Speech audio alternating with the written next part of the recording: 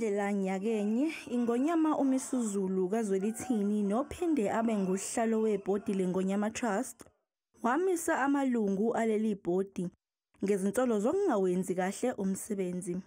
Namhlanje uDokotela uThandiwe Dlamini oyilungu elasala kuleli bhodi ukonyuluke ngobe kwenzeka kuleli bhodi. Udelule ukuthi bekunoqhekeko kumalungu ebhodi eNgonyama Trust nobe kwenza umsebenzi ungaqhubeki ngendlela. Khona abazi ukuthi thina silethwe uminister la, so yithina isiphethe.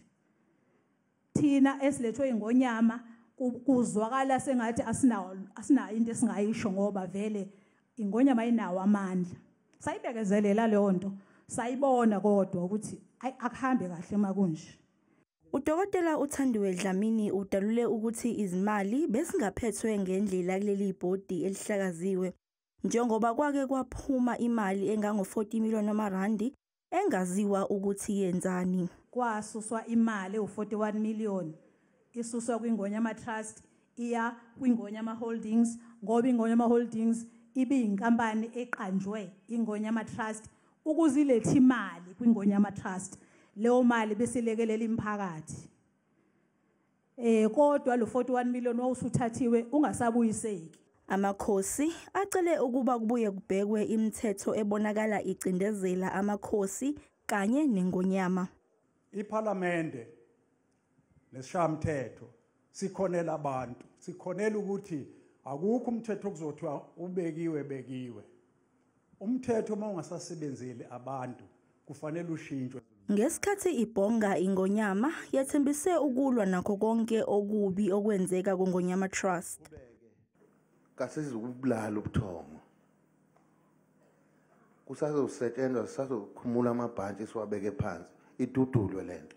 iNgonyama iphawule nangethala igxeke kakhulu ukungafiki kwabantu abamele ibhange ithala.